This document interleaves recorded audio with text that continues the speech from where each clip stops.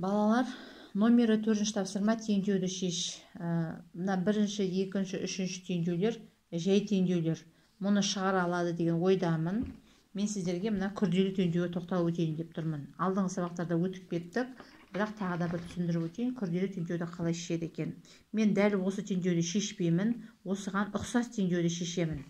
Қараңыздар, 58 азайту 20 қосу s тең болады 40. Мен бұл жерде бүйтіп айттым. 28 азайту 10 қосу s тең болады 38. Міне ұқсас мына теңдеуге. Тек сандардың өзгертіп алдым сандарын. Бірақ ұқсас осы теңдеуге. Енді бұл теңдеуді қалай шешуге болады? Бұл күрделі теңдеу. Бұл күрделі теңдеуді алдымен жай теңдеуге айналдырып алуымыз керекпіз. Ол үшін қараймыз. Мінекей 28 азайту 10 қосу s тең болады 38. Бұл жерде бірінші шығарылатын жерді өрнегін шығарып аламыз. Мысалы, 28-ден 10-ды алып аламыз. 28-ден 10-ды алғанда неше болады? 18 болады. Үстіне жазып алайық 18. Мінекей, біз мынаны шығардық. Ар жағында мінекей s 38 қалды. Енді біз мына шығарған жерді әзірше жауып қоя тұрамыз. Бізге бұл жер керек емес әзірге. Бұл жерді жауып қоя тұрамыз. Өздеріңе түсінікті болу үшін мінекей бұны жауып қоя тұрайын. Міне, енді біз нені көріп отырмыз? Қараңыздаршы, 18 қосу s тең болады 38.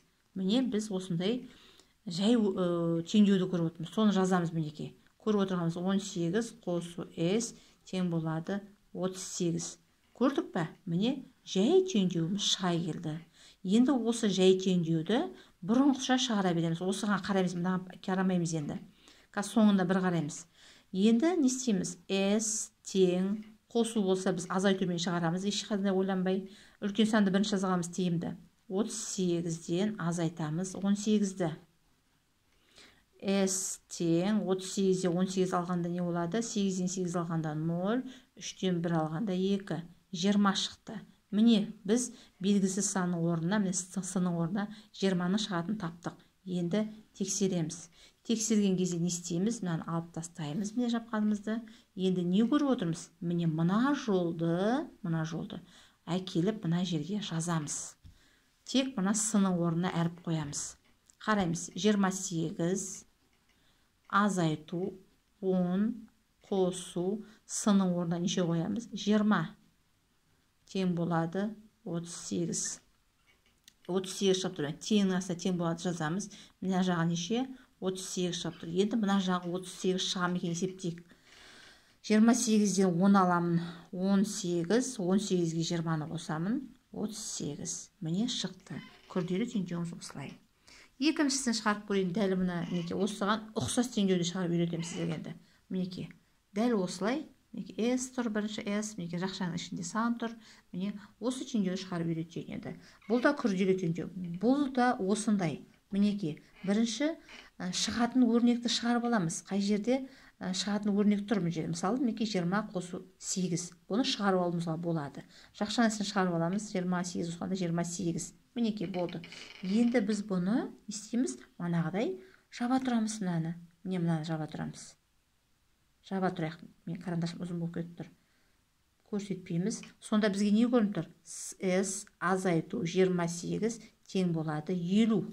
Мінекей. Ол сол керек бізге. Мен мына жауып тастаймын, керек емес. Осыны жауып тастағанда бізге керегі қалады. Сол жерде керегі қалады.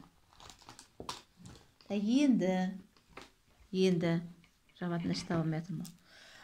Жарайды. Ал жазып көрейік. Мінекей, S азайту неше? Мына жерде неше шықты? Соны жазамыз. 28 тең болады 50. Мінекей, біздің жай теңдеуіміз пайда болды. Міне жай теңдеу шықты. Енді осыны шешеміз. S тең.